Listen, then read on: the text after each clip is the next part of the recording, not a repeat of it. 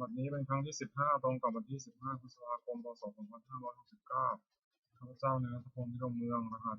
017เปล่งวาจาสาธยายพุทธมนต์และสาธยายธรรมถวายเป็นพุทธบูชาธรรมบูชาสังฆบูชาและเป็นอาจาริยบูชาแด่องค์หลวงปู่ทวดและหลวงปู่ศิลาขอเทพเทวดาเจ้าทั้งหลายโปรดจงมาอนุโมทนาในการสวดสาธยายของข้าพเจ้านี้ขออนุภาพคุณพระรัตนตรัยครูบาอาจารย์และเทพเทวดาทั้งหลายโปรดจงบันดาลให้จิตของข้าพเจ้าเป็นสมาธิอันควรแก่การสวดสาธยายต่อไปอรหังสัมมาสัมพุทโธภควาพุทธังภควันตังอภิวาเทมิสวากขาโตภควตาธัมโมธัมมังนัมสสามิสุปฏิปันโนภควโตสาวกสังโฆสังฆังนัมมามิบทสวดชุมนุมเทวดาสัมมันตาจักรวาเรสวดพระข้าชันตุเทวตาสัทธมังมุนิราชสาสุนันตุสักขะมุขตังสัพเพกาเมจรูปเปคิริสิกาลตเตจันตนิเขวิมานีทิเตระเทสกาเมตารุวนาคหานีเขหาวุฒิเขเตตุมาจายิตุเทวาชลธารวิสเมยขาคันทพนาคาติปิตาสังเกยมุนิวารวาจนังสัพโพเมสุนันโตธรรมสวนากาโลอายัมมัทันตาธรรมสวนากาโลอายัมมัทันตาธรรมสวนากาโลอายัมมัทันตาบทสวดนมัการสิทธิคาถานะโมตัสสะภะคะวะโตอะระหะโตสัมมาสัมพุทธัสสะนะโมตัสสะภะคะวะโตอะระหะโตสัมมาสัมพุทธัสสะนะโมตัสสะภะคะวะโตอะระหะโตสัมมาสัมพุทธัสสะบทสวดสัจจจริยคาถานาทิเมสรณังอัญญังพุทโธเมสรณังวรังเอเตนะสัจจวเชนะโสติเมหุตุสัพพทานาทิเมสรณังอัญญังธัมโมเมสรณังวรังเอเตนะสัจจวเชนะโสติเมหุตุสัพพทานาทิเมสรณังอัญญังสังโฆเมสรณังวรังเอเตนะสัจจวเชนะโสติเมหุตุสัพพทาบทสวดมหาสมัยสูตรเอวัมเมสุตังเอกังสัมยังภควาสัพเพสุวิหารติกัปปิลวัตถุสมิงมหาวเนมหาตาภิกขุสังเฆนะสัพพิมัสสะวัตถิสุปฏิหิสัพเพเนวะอรหันเตหิทัสสะหิตาโลกาตตุหิเทวตาเยปุรินะสัมมิสิตังหิสัพวันตังสัมยังกุสันจะอัตโขจตุนาสุภาวาสกายิวนังเทวานังเอตัทโหเทยังโภภควาสัพเพสุวิหารติกัปปิลวัตถุสมิงมหาวเนมหาตาภิกขุสังเฆนะสัพพิมัสสะวัตถิสุปฏิหิสัพเพเนวะอรหันเตหิทัสสะหิตาโลกาตตุหิเทวตาเยปุรินะสัมมิสิตังหิภควันตังทัสสะนยะภิกขุสังฆะ ภิกขุสังฆัญจายานุนะมะยังปิเยนะภควาเตนะปัสสังฆามายามะปัสสังฆามิตวาภควโตสันติเตปะเตนะคาถาทัสสะยมติสัทโธตาเทวตาสายธาปีนามะพระวาบริโสสัมมันติทังวาหังสารยะสายตังวาหังสมิชยะเอวะเมวะสุภาวะเสสุเทวะสุวตานิตาภควโตปุระโตวะเทระหังสุสัทโธตาเทวตาภควันตังอภิวาเทวายกัมมันตังอังสุเวกัมมันตังทิตาโสยตาเทวตาภควโตสันติมุนะทัสสิมหาสมัยโยภวะนะสมิเชมะคายาสมัคคาภควะมังธรรมะสมัยยังเจเยวะปราชิตาสันติอัตโขปราเทวตาภควโตสันติมุขตังอมัสสิตตาภควสมาทังสุจิตังอัตโนชุกรรมกังสุสายเทวานิตานิทังหิตวาอิทิยานิขันติปฏิตาติอัตโขปราเทวตาภควโตสันติมุขตังอมัสสิเชตวะกิลังเชตวะปริทังอิทักิลังโอหัตมะเมชาเตสันติสุขาวิมลาสัพพิมตาสุขันตาสุโตนาคาติอัตโขปราเทวตาภควโตสันติมุขตังอมัสสิเยเตติพุทธังสรณังคัตตาเสนเตชุมิสันติอปายุมิปหายะมนุสามิหังนิวะกายังปริโภคสันติติ อัตโกภควาวิภูมันเตสีพุยินันทิเวทัสสะสูโลกาสตุสุเทวตาสมิทิตาโหติตถาคตังทัสสมิยะกุสมันจะเยปิเตภิกเวสุมติธรรมะทนังอรหันโตสัมมาสัมพุทธาเตสัมปิภควันตานังเอกปรมาเยวะเทวตาสมิทิตาหิสุงสัยสัพพิเมหังอิตาระหิเยปิเตภิกเวภวิสันติอนาคตัมมะทนังอรหันโตสัมมาสัมพุทธาเตสัมปิภควันตานังเอกปรมาเยวะเทวตาสมิทิตาภวิสันติสัยสัพพิเมหังอิตาระหิอาติสัพพิภิกเวเทวะกายนามานิปิตายิสมิภิกเวเทวะกายนามานิติสัพพิภิกเวเทวะกายนามานิ อังสุนัตถะสุขกรรมนาสิกโรธาปัสสิสัมมิติเอวะเมเตติโกเตภิกขุภควโตปัสสะสุสงฆวาอิตาภวตาสิโลกามนุกัสสามิยะถาภูมาตัสสิตายิสิตาคิริขัพพลังปฏิตัตตาสมันิตาภุสิหาวะสันนินาลมะหังสามิสัมพุทโธทัตถะสัสสิทาวิปัสสนานามิลาภิโยปัสสิตายะตวามณีตปิตวะสเวตตวามิติสัทธาสามเทสัพเพเนวะเตโยกายามคันตาเตวิชานะทัตโตเตจัตวามะครุสุตวาพุทธาสัสนังเตสัพพะตวะปุญญนะอมนุสาทัสนังอเปเกสตามัตถุสาสามัตถสัตตริงสุขันติเกสาสนามนุสาระมนุโสอเปเกนะตามัตถุสาสัพพะพุทธะอหุนเตสัพพะมินยาวะวัคคิตวานะตตุมาตัตวามริสัทธาสาวเกสัสเนระเตติวะกายามคันตาเตวิชานะทัตโตโยมันติตาอิสาอิตาอิสามิทิระหิมุปุปะโสสัตตสหสาวะถาภูมิมาคาปิลาวัฏวัยกิมโตชุติมโตวันนวัตยัสสินโมธรรมนาธิกรรมิโกนังสมิติโมนัง สัสหัสสาหิมะวตายะขานันตวันนิโนอิติมันโตสุติมันโตวันนวัตโตยะสัสสินโมทัมมนาภิกรรมภิกขุนังสุติมนังสาตากิราติสหัสสายะขานันตวันนิโนอิติมันโตสุติมันโตวันนวัตโตยะสัสสินโมทัมมนาภิกรรมภิกขุนังสุติมนังอิเตเตโสรัสสหัสสายะขานันตวันนิโนอิติมันโตสุติมันโตวันนวัตโตยะสัสสินโมทัมมนาภิกรรมภิกขุนังสุติมนังเวสามิตาปัญจสตายะขานันตวันนิโนอิติมันโตสุติมันโตวันนวัตโตยะสัสสินโมทัมมนาภิกรรมภิกขุนังสุติมนังกุมพิโรราชาคิโตเวปุสันเยสนัมพิโยนังสัพพะสหัสสังยะขานังพิโรปัสสิกุมพิโรราชาคิโตโสภคัสมิมนังปุเรมันจากทิสาราชาทาราโถสัสสิกันทนาธิปติมาราชายสัสสิโสปุตติจาสาภาวินทวานามะทวายจิมันโตสุติมันโตวันนวัตโตยะสัสสินโมทัมมนาภิกรรมภิกขุนังสุติมนังทักขินาจากทิสาราชาบุรุษโหตปาสัสสิกุมันนาธิปติมหาราชายสัสสิโสปุตติจาสาภาวินทวานามะทวายจิมันโตสุติมันโตวันนวัตโตยะสัสสินโมทัมมนาภิกรรมภิกขุนังสุติมนัง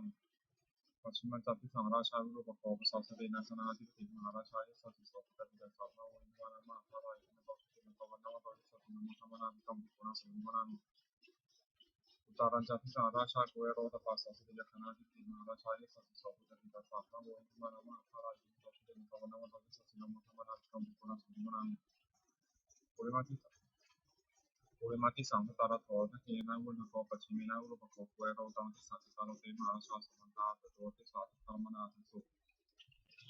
มุเนกัปปิลวัตถุเวเตสัมมายาวิโนทัสสาภูเจติกาสัทธามายาเป็นผู้เวเตผู้จาวิภูโตสหจันทโนธรรมะเสโตจักินุพันธุพันธุจาปนาโตปวันเดียวจาเทวสุโตธรรมะสริตัสเสโนจันทโตนโรราชาชโนโตอาคุปัญจสิทธิเทวติพโรสุริยวัชสายเตจันยิจราชโนทัสสะราชุติมุธรรมนาภิกรรมภิกขุนังสุริมนังอาคุนังสานาคาวิสาราสหราชกาธัมภะสวาคุยคาสายวิยามินาทัตตาสาตาสังฆายสัพพิโนเอราวันโนมหาโกศลคัสมิมนังเนรคาราเทสาสังฆดิทิทัติชาปฏิสุจักขุนายสัพเพวนัมสัมตาติตาตุ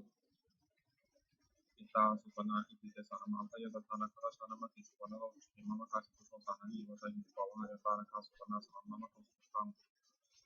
ชิตาวชิระหัตถนะสมุทังสุรัตตาภตาโรวะสาวะสติทิมันโตยะสิโนกังคัจฉามาสมาสุรัตนะมัติสาวะปัตติสิทธิสาปะหาราโหนมุติสหสัพพันตะปริปุตานังสัพเพเวโรจนะมัคคาสมิโตอะปริจินังราหิตตังปัตโมสมัยโยตังยิปัตติปุนังสุติมุนังอาโปเตเทวะปฏิวิจาเตชวายโยตุสัมมุรุนาอุรุนาเทวะสมโมทายสัสสะเมตตากรุณาไกสาธุวายสัสสิโนทัสเสเตสัสสะกายสัพพินาตาวินันติมโตติมตาวันนาวะตายสัสสิโนโมทัมมนาภิกขุภิกขุนังสุติมุนังเวทุจเทวะสังวิจาสมาจตุเยมาตัสสุวิสัตถิวะตัสสุวิปติตาสุเยสุวิสัตถิวะสุเยมะสุวิตา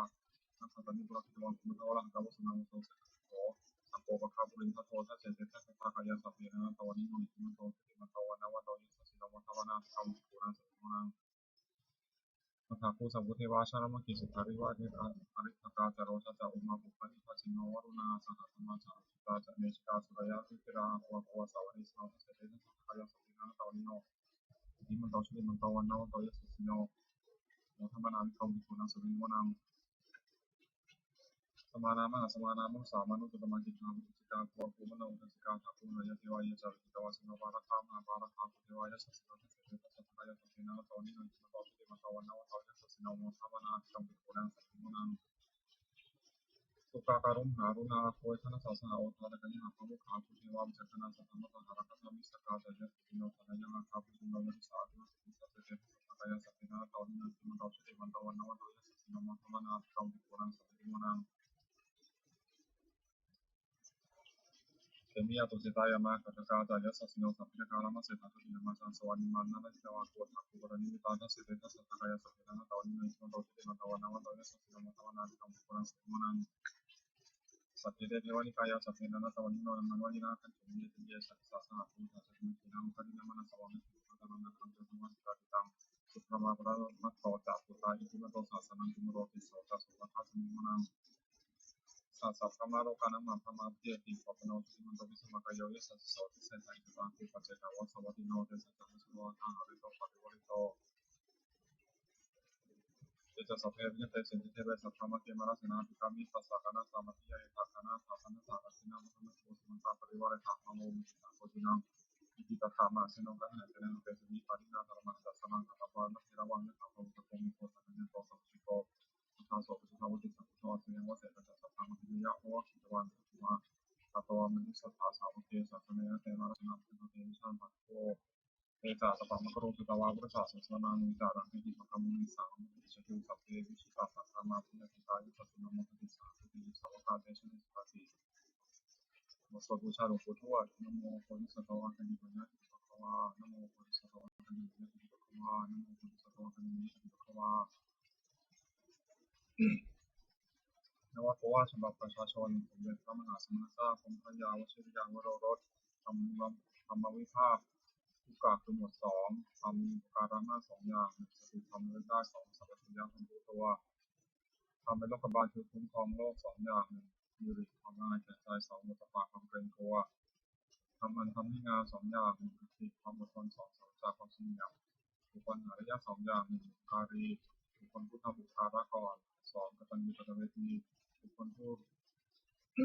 รู้อุปการะที่ท่านทำแล้วตอบแทนอีกจากหมวดสามรัตนะสามอย่างพระพุทธพระธรรมพระสงฆ์หนึ่งท่านผู้สอนให้ประชาชนประพฤติชอบด้วยกายวาจาใจตามพระธรรมวินัยที่ท่านเรียกว่าพระพุทธศาสนาชื่อพระพุทธเจ้าสองพระธรรมวินัยที่เป็นคำสั่งสอนของท่านชื่อพระธรรมสามหมู่ชนที่ฟังคำสอนของท่านแล้วปฏิบัติชอบตามพระธรรมวินัยชื่อพระสงฆ์คุณของรัตนะสามอย่าง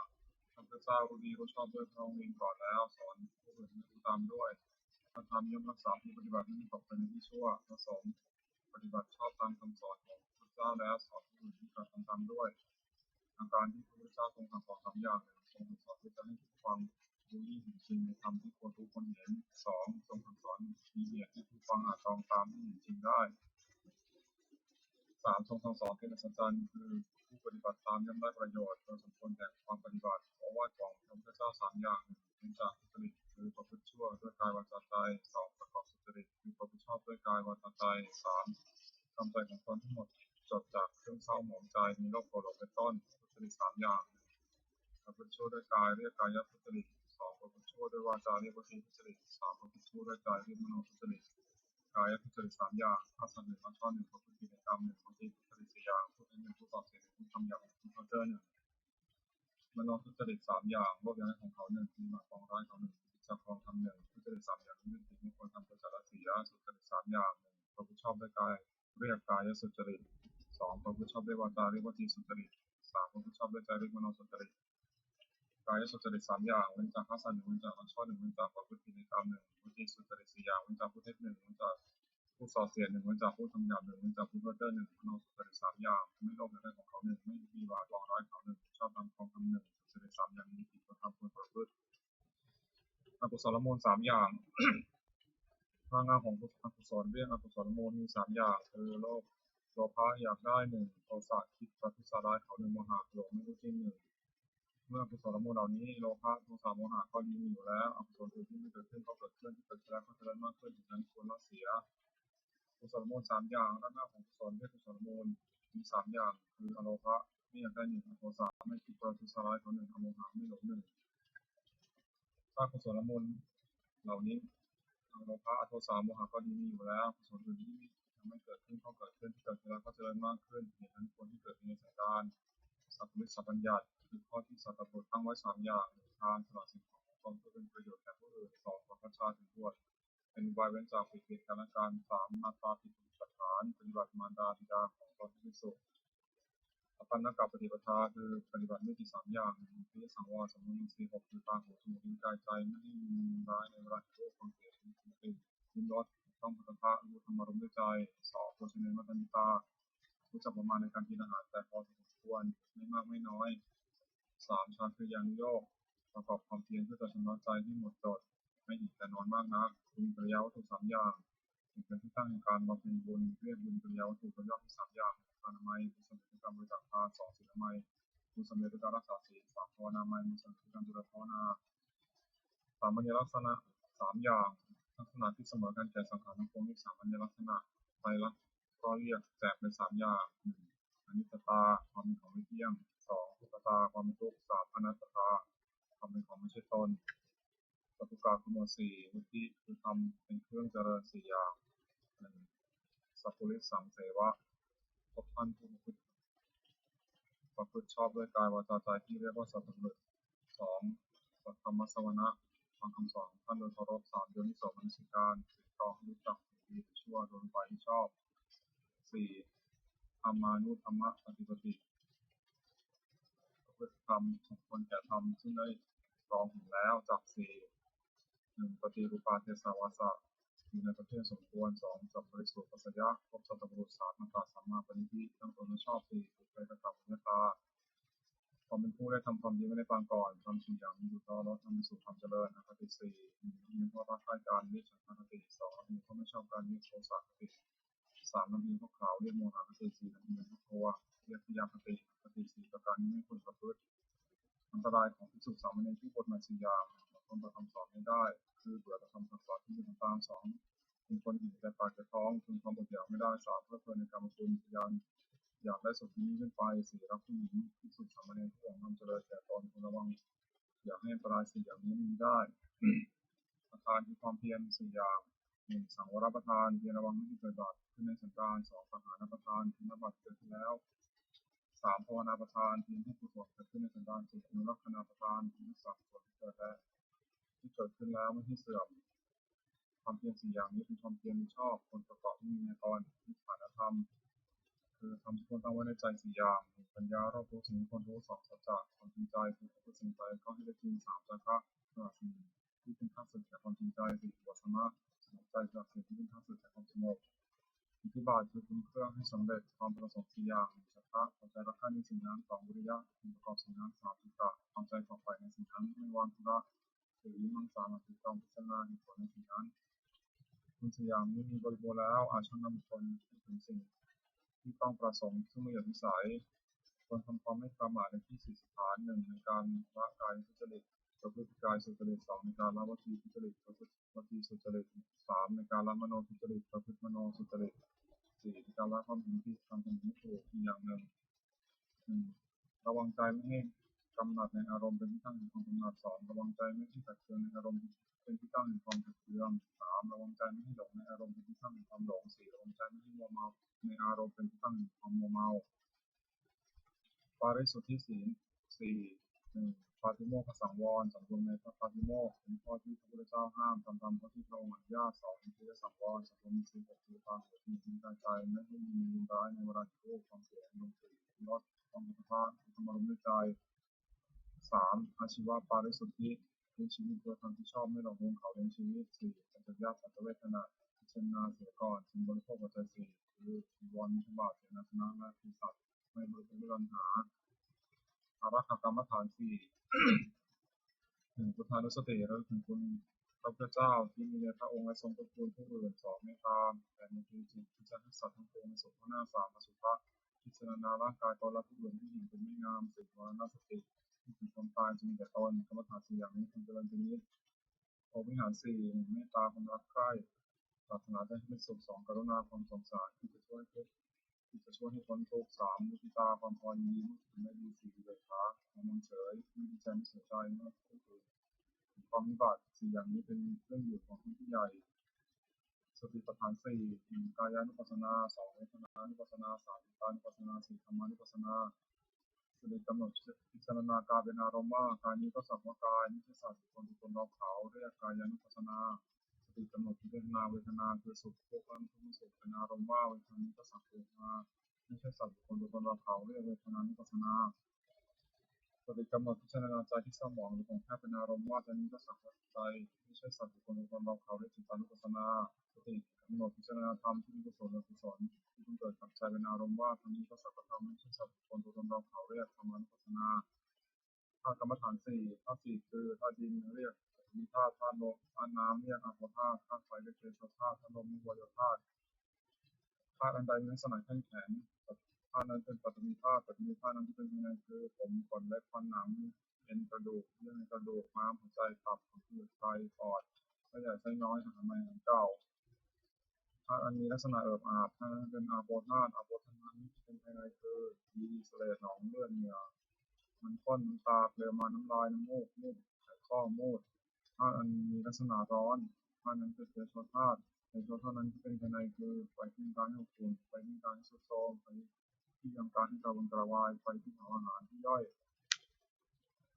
ธาตุนั้นใดมีลักษณะพัดไปพัดมาธาตุนั้นเป็นวายโยธาวายโยธานั้นที่เป็นภายในคือลมขึ้นลมบนลมพัดลมต่ำลมท้องในไส้ลมประจำตัวลมหายใจความกำหนดพิจารณากายนี้เห็นว่าเป็นแต่เพียงธาตุสี่คือดินน้ำไฟลมประชุมกันอยู่ไม่ใช่เราไม่ของเราเรียกว่าธาตุกรรมฐาน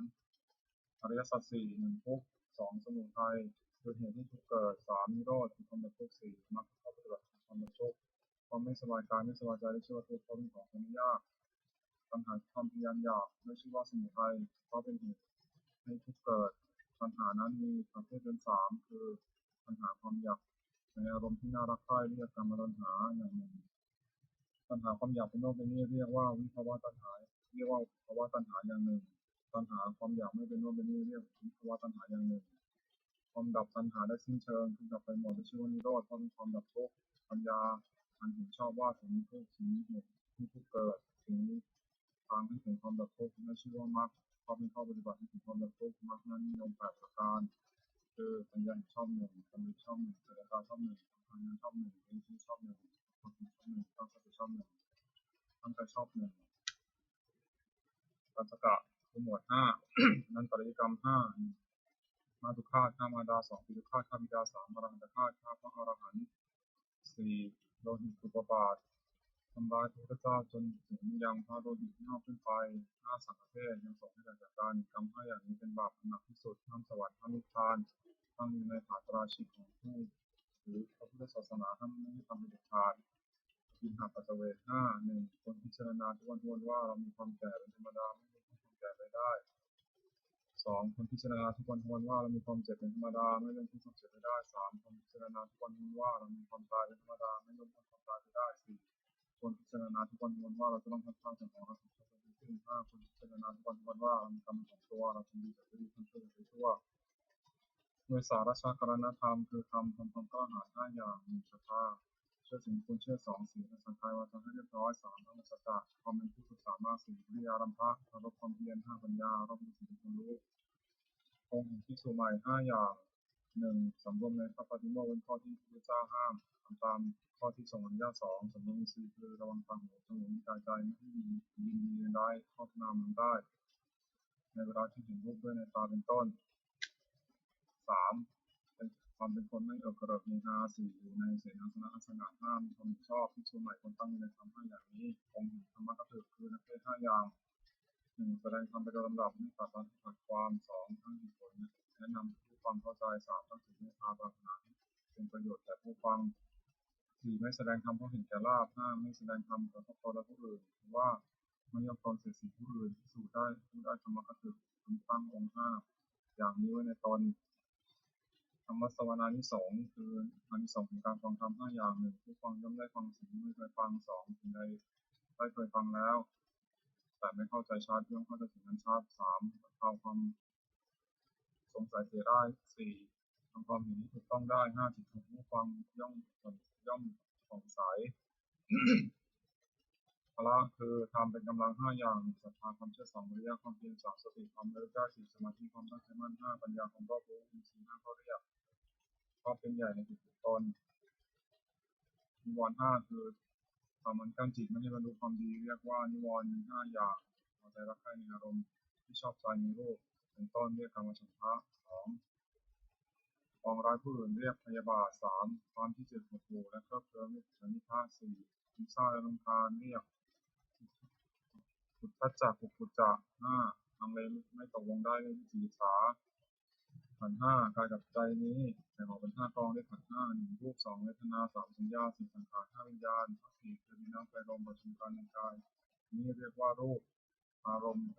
ความรู้สึกอารมณ์ว่าเป็นสุขคือสบายกายสบายใจหรือเป็นทุกข์คือไม่สบายกายไม่สบายใจเฉยๆหรือไม่ทุกข์ไม่สุขเรียกว่าเวทนาความจำได้หมายรู้คือจำรูปเสียงกลิ่นรสโผฏฐัพพะอารมณ์ที่เกิดกับใจได้เรียกว่าสัญญาเจตสิกธรรมอารมณ์ที่เกิดกับใจในส่วนดีเรียกกุศลในส่วนชั่วเจตสิกธรรมคืออารมณ์ที่เกิดกับใจเป็นส่วนดีเรียกกุศลเป็นส่วนชั่วเรียกอกุศลเป็นส่วนทางกลางไม่ดีไม่ชั่วเรียกอัพยากฤิเรียกว่าสังขารความรู้อารมณ์ในเวลาเมื่อรูปมากระทบตาเป็นต้นเรียกว่าวิญญาณขันธ์ห้านี้ย่อมเรียกว่านามรูปเวทนาสัญญาสังขารวิญญาณรวมเข้าเป็นนามรูปคงเป็นรูปฌ สักกะทั้งหมด6แต่ว่า6อย่างความเอื้อเฟื้อในพระเจ้า1ในพระธรรม1ในพระสงฆ์1ในความศึกษา1ในความไม่ประมาท1ในปฏิสันถานคือต้อนรับปราศัย1ภิกษุควรทำภาวนา6ประการนี้สานิยธรรม6อย่างทำเป็นที่ตั้งแห่งความระลึกถึงเรียกสานิยธรรมมี6อย่างคือ1เข้าไปตั้งกายกรรมประกอบด้วยเมตตา1เพื่อภิกษุสามเณรที่ต่อหน้าและรับหลังคือช่วยผลฝ่ายกิจธุระของเพื่อนกันด้วยกายมีพยาบาลที่สุขให้เป็นต้นด้วยจิตเมตตา2เข้าไปตั้งวจีกรรมประกอบด้วยเมตตาเพื่อภิกษุสามเณรที่ต่อหน้าและรับหลังคือช่วยผลฝ่ายกิจธุระของเพื่อนกันด้วยวาจาเช่นกล่าวคำสอนเป็นต้นด้วยจิตเมตตา3เข้าไปตั้งมโนกรรมประกอบด้วยเมตตาในเพื่อภิกษุสามเณรทั้งต่อหน้าและรับหลังคือที่จะถึงที่เป็นประโยชน์แก่เพื่อนกัน4ปันลาภที่ตนได้มาแล้วโดยชอบธรรมให้แก่เพื่อนภิกษุสามเณรไม่ห่วงไว้โดยพวกเฉพาะผู้เดียว5รักษาศีลบริสุทธิ์เสมอกันกับเพื่อนภิกษุสามเณรอื่นๆไม่ทำให้ตนเป็นที่รังเกียจของผู้อื่น6มีความเห็นร่วมกันกับภิกษุสามเณรอื่นๆไม่ว่ากับใครๆเพราะมีความเห็นผิดกันทำ6อย่างนี้ทำผู้ประพฤติให้เป็นที่รักที่เคารพของผู้อื่นเป็นไปเพื่อความสงเคราะห์กันเป็นไปเพื่อความไม่วิวาทกันและกันเป็นไปเพื่อความพร้อมเพรียงเป็นหนึ่งเดียวกันอายตนะภายใน6ตาหูจมูกลิ้นกายใจอินทรีย์6ก็เรียกอายตนะภายนอก6รูปเสียงกลิ่นรสโผฏฐัพพะคืออารมณ์ที่มาถูกต้องกายธรรมคืออารมณ์เกิดกับใจอารมณ์6ก็เรียกวิญญาณ6อาศัยรูปกระทบตาเกิดความรู้ขึ้นเนื่องจากวิญญาณอาศัยหูกระทบเสียงเกิดความรู้ขึ้นด้วยโสตวิญญาณอาศัยกลิ่นกระทบจมูกเกิดความรู้ขึ้นด้วยคานวิญญาณอาศัยกลิ่นกระทบรสเกิดความรู้ขึ้นด้วยชิวหวิญญาณอาศัยโผฏฐัพพะกระทบกายเกิดความรู้ขึ้นด้วยกายวิญญาณอาศัยธรรมเกิดกับใจเกิดความรู้ขึ้นด้วยมโนวิญญาณสัมผัส6อายตนะภายในมีตาเป็นต้นอายตนะภายนอกมีรูปเป็นต้นจักขุวิญญาณมีจักขุวิญญาณเป็นต้นกระทบการได้สัมผัสมีชื่อตามอายตนะภายในเป็น6คือจักขุสัมผัสตาสัมผัสคณะสัมผัสชิวหสัมผัสกายสัมผัสมโนสัมผัสเวทนา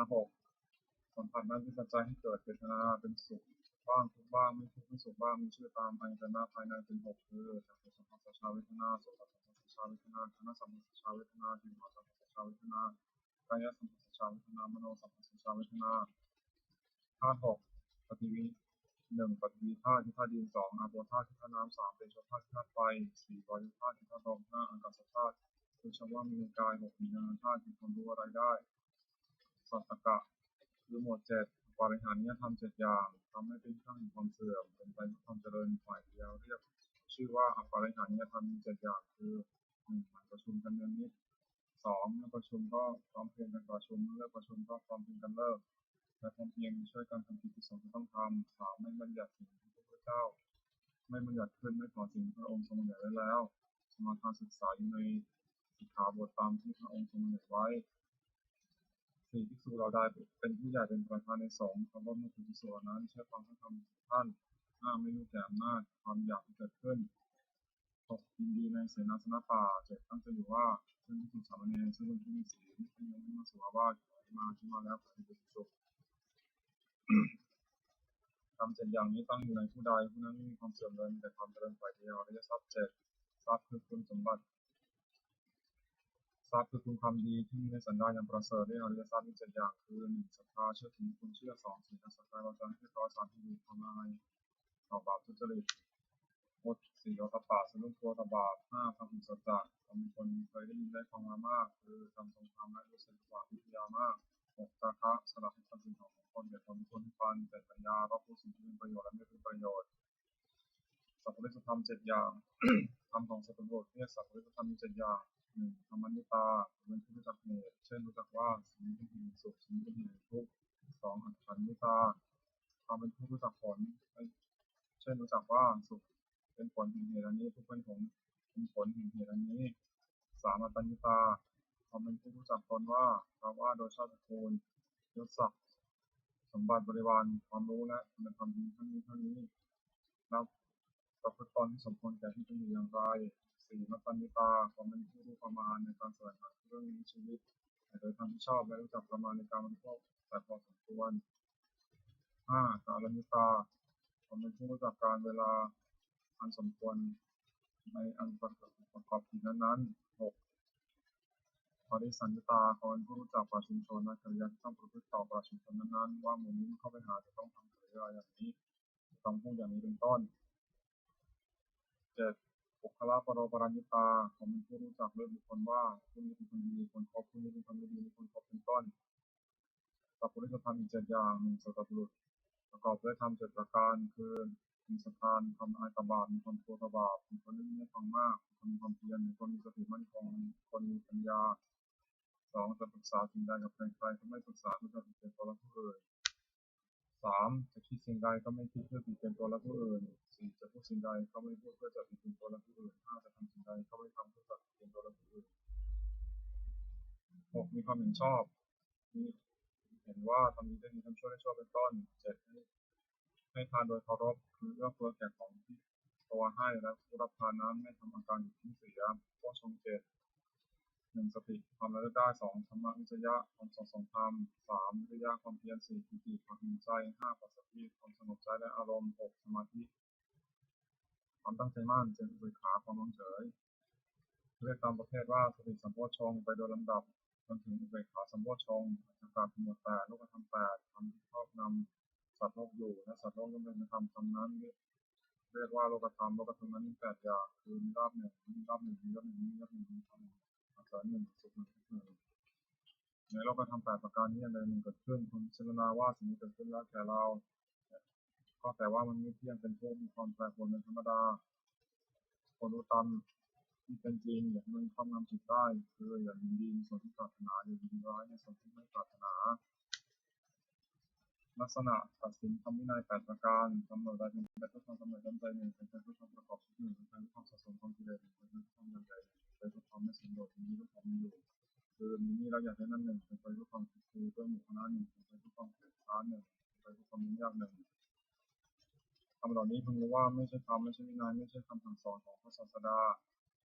คำเหล่าใดเป็นไปเพื่อความคลายกำหนัด1เป็นไปเพื่อความปราศจากทุกข์1เป็นไปเพื่อความไม่สะสมความกิเลส1เป็นไปเพื่อความมีอย่างน้อย1เป็นไปเพื่อความสันโดษ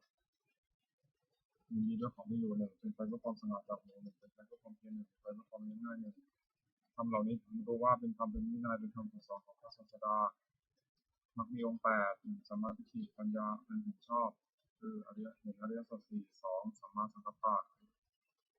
ดำริชอบคือจะดำริจะออกจากออกจากกาม1ดำริในอันไม่พยาบาท1ดำริในอันไม่เบียดเบียน3สัมมาวาจาเจรจาชอบคือเว้นจากวจีทุจริต4สัมมากัมมันตะทำการงานชอบคือเว้นจากกายทุจริต5สัมมาชีวะเลี้ยงชีวิตชอบคือเว้นจากเลี้ยงชีวิตโดยทำที่ผิด6สัมมาวายามะเพียรชอบคือเพียรในที่สิสถาน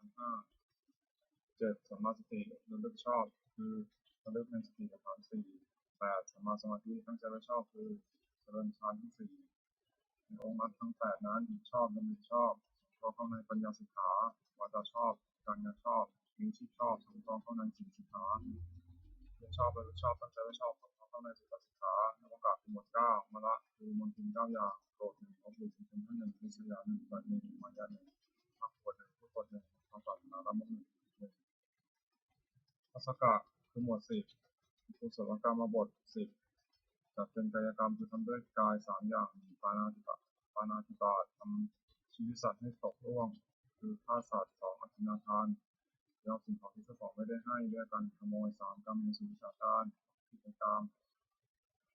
จัดเป็นวจีกรรมคือทำด้วยวาจา4อย่าง1มุสา4มุสาวาทพูดเท็จ5ปิสุนาวาจาผู้ส่อเสียด6รุสาวาจาผู้คำหยาบ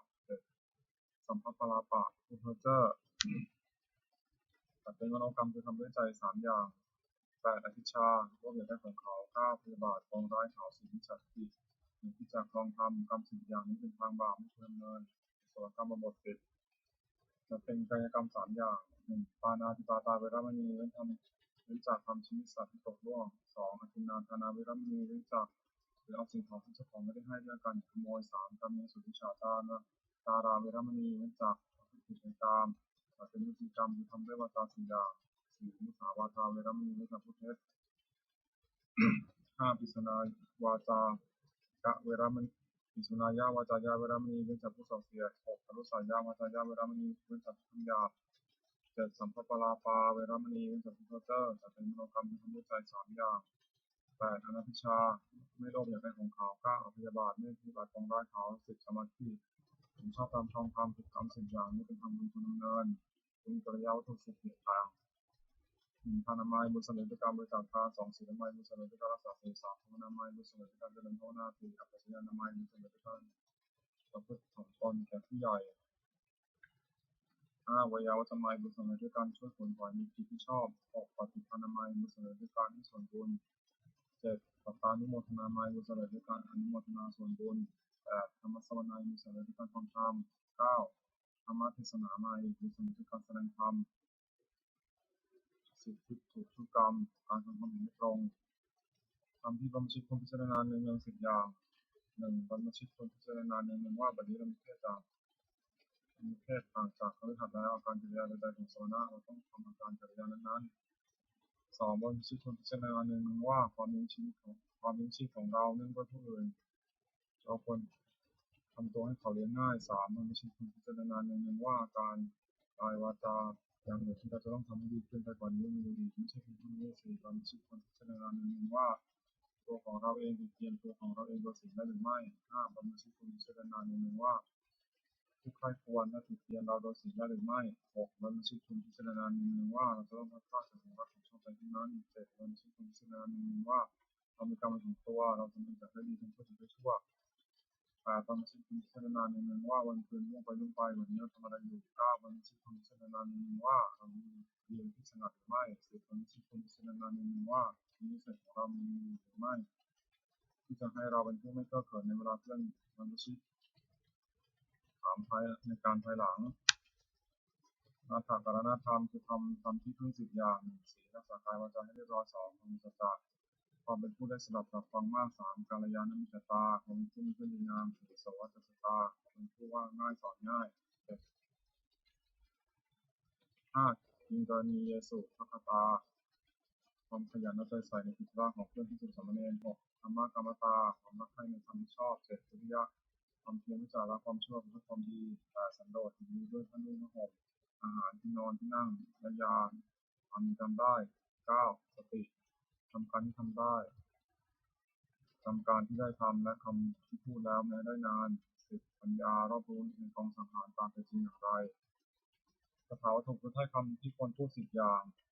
1อภิจักจขาถ้อยคำที่ชักนำให้มีความปรารถนาน้อย2สันตุติกขาถ้อยคำที่ชักนำให้สันโดษยินดีด้วยปัจจัยตามมีตามได้3ปฏิเวทคาถาถ้อยคำที่ชักนำให้สงัดกายสงัดใจ4อสังสังฆคาถาถ้อยคำที่ชักนำให้เราคนด้วยหมู่5วิทยารัมภคาถาถ้อยคำที่ชักนำให้ปรารภความเพียร6ศีลคาถาถ้อยคำที่ชักนำให้ตั้งอยู่ในศีล7สมาธิคาถาถ้อยคำที่ชักนำให้ทำใจสงบ8ปัญญาคาถาถ้อยคำที่ชักนำให้เกิดปัญญา9วิมุตติคาถาถ้อยคำที่ชักนำให้ทำใจให้พ้นจากกิเลส10วิมุตติญาณทัศนคาถาถ้อยคำที่ชักนำให้เกิดความรู้ความเห็นในความคิดใจพ้นจากกิเลสอนุสติคืออารมณ์คนละลึก10 ประการ1พุทธานุสติระลึกถึงคุณของพระเจ้า2ธรรมานุสติระลึกถึงคุณของพระธรรม3สังฆานุสติระลึกถึงคุณของพระสงฆ์4ศีลานุสติระลึกถึงสิ่งของตน5ตาคานุสติระลึกถึงทานที่ตนบริจาคแล้ว6เทวตานุสติระลึกถึงคุณที่ทำบุคคลให้เป็นเทวดา7มรณสติระลึกถึงความตายที่จะมาถึงตน8กายคตาสติระลึกทั่วไปในกายที่เห็นว่าไม่งามน่าเกลียดโสโครก9อานาปานสติตั้งสติกำหนดลมหายใจเข้าออก10อุปัสสมานุสติระลึกถึงคุณพระนิพพานซึ่งเป็นที่ระงับกิเลสและกองทุกข์ปฏิณกะคือหมดกิเลสกิเลสคือโทษเครื่องเศร้าหมอง16 อย่าง1อภิชฌาวิสมาโลภะละโมบไม่สม่ำเสมอคือความเพ่งเล็ง2โทสะร้ายกาจ3โกรธโกรธ4อุปานะหะโกรธไว้5มัคคะลบหลู่คุณท่าน6ปาราสะมีเสมอคือยกตัวถึงท่าน7ทิสาริษยาคือเห็นเขาได้ดีคนอยู่ไม่ได้8มัจฉริยะตำหนิ9มายาคือเจ้าเล่ห์10สัพยะโอ้อวด11ขับพานหัวดื้อ12สารัมภะแข่งดี13มานะคือตัว14อธิวนาคือดินท่าน15มัทธะโมมา16เป็นมัทธะเลิศเลิศโพธิปักขิยธรรม37ประการสติปัฏฐาน4สัมมาปัฏฐาน4อิทธิบาท4อินทรีย์5พระ5โพชฌงค์7มรรคมีองค์8ที่ปฏิบัติจตุกะ กรรมกิเลสคือกรรมขึ้นสมอง4อย่างปาณาติบาตทำชีวิตสัตว์ให้ตกล่วง2อธินาทานคือเอาสิ่งของที่เจ้าของไม่ได้ให้ด้วยการขโมย3กาเมสุมิจฉาจารทุติยกาม4มุสาวาทพูดเท็จกรรม4อย่างนี้นักปราชญ์ไม่สรรเสริญเลยอบายมุขคือเหตุขึ้นชิบหาย4อย่าง1ทำเป็นนักเลงหญิง2ทำเป็นนักเลงสุรา3ทำเป็นนักเลงเล่นการพนัน4ความคบคนชั่วเป็นมิตรข้อ4ประการนี้มีควรประกอบทิฏฐิทำมิตรประโยชน์คือประโยชน์ปัจจุบัน4อย่าง1ฐานะสัมปทาถึงพร้อมด้วยความหมั่นในการประกอบกิจช่วงนี้ชีวิตก็ดีในการศึกษาเราเรียนก็ดีในการทำธุระหน้าที่ของตนก็ดี2อารักขาสัมปทาถึงพร้อมด้วยการรักษาคือรักษาทรัพย์ที่แสวงหามาได้ด้วยความหมั่นไม่ให้เป็นอันตรายก็ดีรักษาการงานของตัวไม่ให้เสื่อมเสียไปก็ดี3กัลยาณมิตรตาความมีเพื่อนเป็นคนดีไม่ถูกคนชั่ว4สมาชีตาความรู้ชีวิตตามสมควรแก่กำลังทรัพย์ที่หาได้ไม่ให้ฝึกจนน้ำไม่ให้โกงไว้นักสัมปรายิกะประโยชน์คือประโยชน์ภายหน้า4อย่าง1ศรัทธาสัมปทาถึงพร้อมด้วยศรัทธาคือเชื่อสิ่งที่ควรเชื่อเช่นเชื่อว่าทำนี้ได้ดีจึงช่วยเป็นต้น2ศีลสัมปทาถึงพร้อมด้วยศีลคือรักษากายวาจาด้วยตัวนี้ไม่มีโทษ3จาคะสัมปทาถึงพร้อมด้วยการบริจาคทานการเสด็จสุขให้แก่ผู้อื่น4ปัญญาสัมปทาถึงพร้อมด้วยปัญญารู้จักบาปเป็นคุณโทษประโยชน์ไม่ใช่ประโยชน์เป็นต้น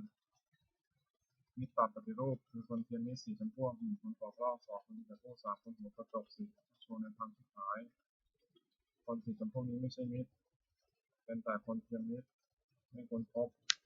1คนปอกลอกมีลักษณะ4 1คิดเอาแต่ได้ฝ่ายเดียว2คิดน้อยคิดเอาให้ได้มาก3ไม่มีใครแก่ตัวจึงรับความผิดของเพื่อน4พบเพื่อนเข้าถึงแก่ประโยชน์ของตัว2คนมีแต่พูดมีลักษณะ4 1เก็บเอาของโลกแล้วมาปราศัย2อ้างเอาของที่ไม่มีมาปราศัย3สงเคราะห์ด้วยสิ่งหาประโยชน์ไม่ได้4ออกปากไม่ได้3คนหัวกระจกมีลักษณะ4 1จะทำชั่วก็คอยตาม2จะคอยตาม3ต่อว่าหน้าสรรเสริญต่อหน้าว่าสรรเสริญ4รับหลังตั้งนินทา4คนชักชวนในทางที่หายมีลักษณะ4ชวนดื่มน้ำเมา2ชวนเที่ยวกลางคืน3ชวนให้มัวเมาในการเล่น4ชักชวนเล่นการพนันแพ้4จำพวก1มิตรมีอุปการะ2มิตรร่วมสุขร่วมทุกข์3มิตรให้ประโยชน์4มิตรมีความรักใคร่มิตร4จำพวกนี้เป็นมิตรท้ายคนพบ1มิตรมีอุปการะมีลักษณะ4ต้องการเพื่อนผู้ประมาทแล้ว2ต้องการทรัพย์สินของเพื่อนผู้ประมาทแล้ว3ไม่มีใครเป็นที่พึ่งทำกันได้4ไม่มีธุระช่วยออกทรัพย์ให้เกินกว่าที่ออกปาก2มีความสุขความทุกข์มีลักษณะ4ขยายความรักของตนแก่เพื่อน2ถูกความรักของเพื่อนแท่งทาย3ไม่ละทิ้งยามวิบัติ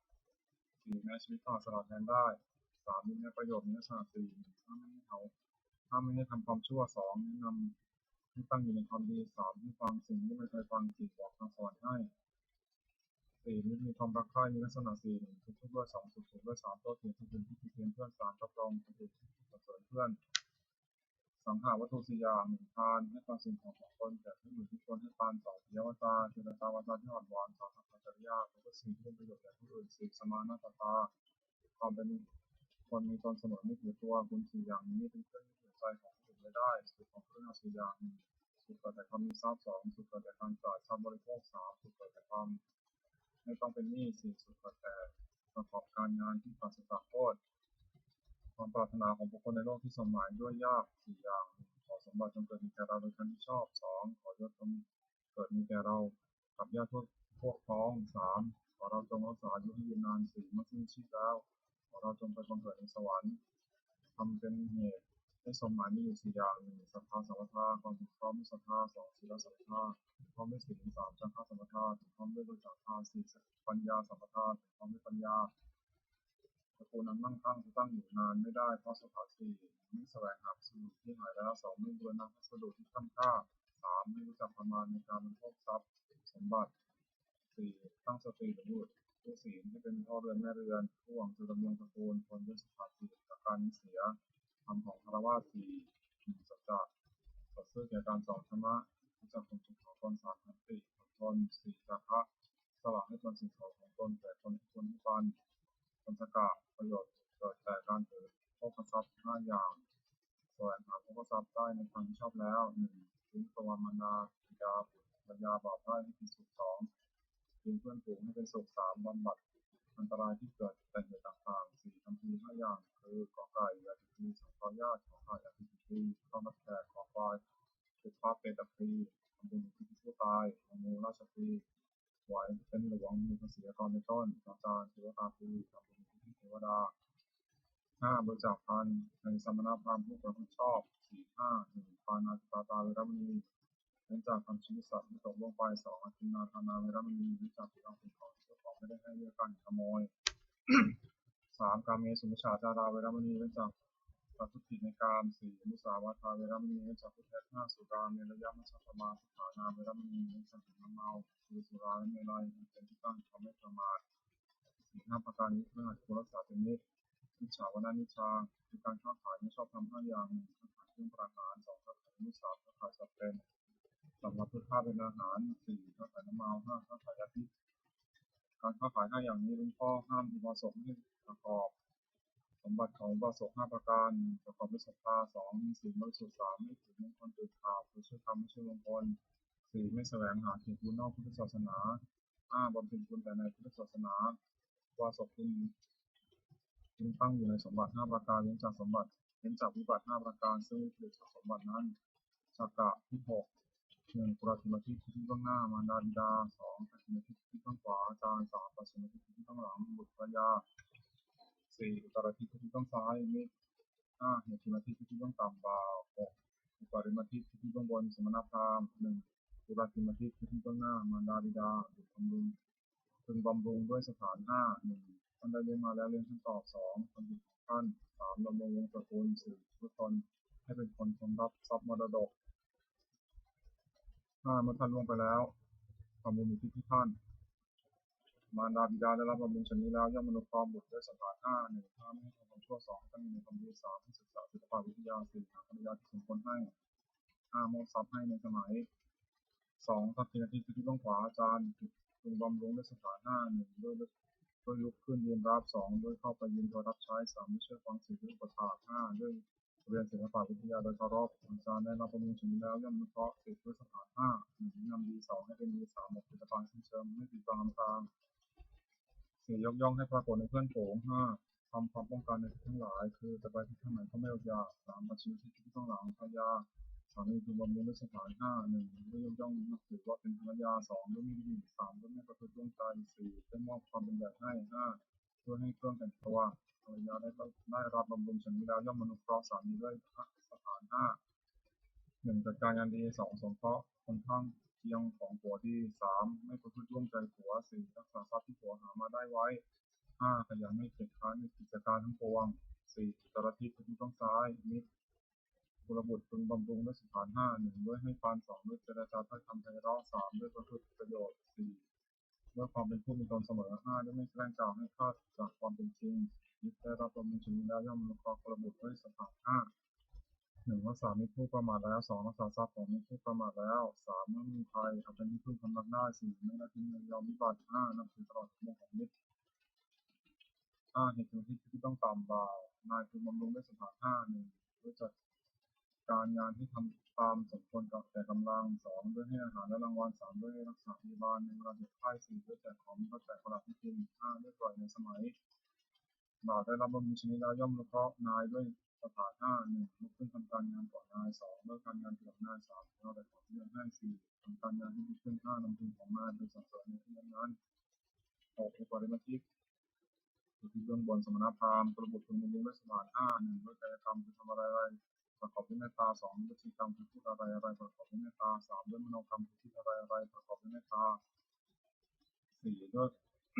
ความเป็นผู้ไม่ผิดต่อโตคือไม่ได้ห้ามเข้าบ้านเรือนห้าด้วยให้อนุสทานสมณพราหมณ์ในรับบำรุงชนีแล้วย่อมอนุเคราะห์ประบุด้วยสถานหกหนึ่งห้ามไม่กระทำความชั่วสองให้ตั้งอยู่ในความดีสามอนุเคราะห์ด้วยน้ำใจงามสี่ที่ได้ฟังผมยังไม่เคยฟังห้าทำผมเคยฟังแล้วให้แจ่มหกบอกทางสวรรค์ให้อบายมุขคือเหตุเครื่องชิบหายหกหนึ่งดื่มน้ำเมาสองเที่ยวกลางคืนสามเที่ยวการเล่นสิ่งเล่นการพนันห้าหกเที่ยววินิจหกเปลี่ยนการทำการงาน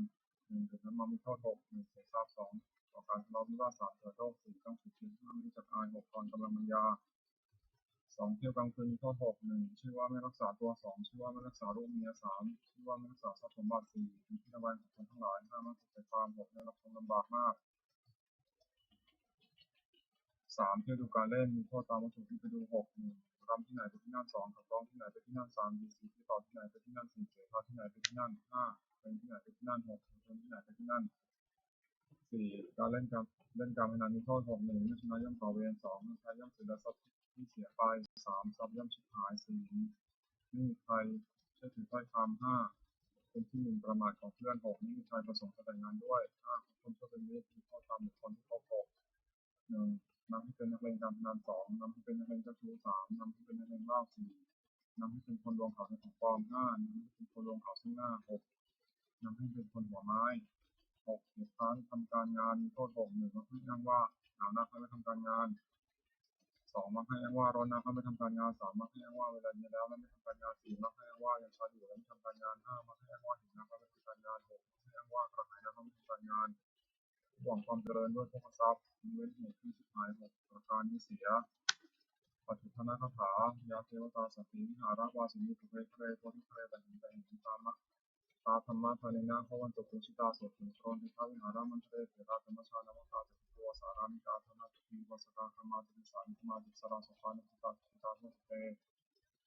สลาผู้ชายยิมิจาทัสสัมภวาสัมเพทชตาทวารการนิยมิตังธรรมวรังปฏิจเตสัมภิทัสสะกโรตุสังขยังขตุจิตังสุขังธรรมโมธรรมัสสราตติภราสังโฆตุสมัคควะอัฏฐายะจัตติตายะจัต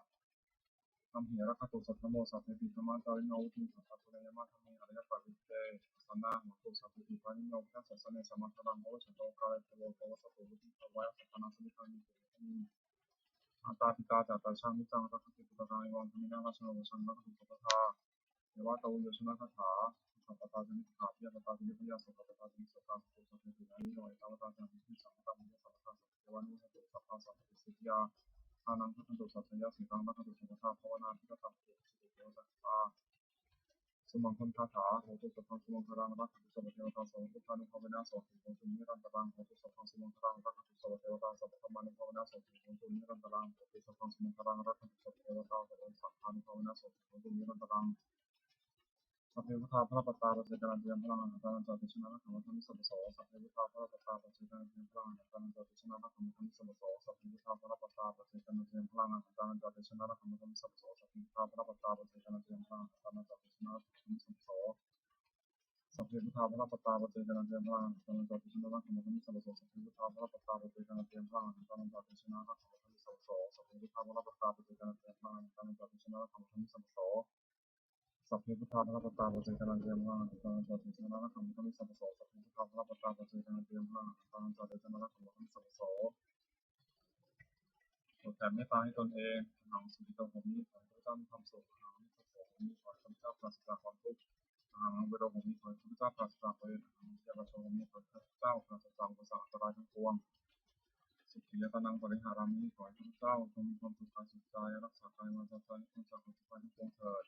สวดแผ่เมตตาให้สรรพสัตว์ทั้งหลาย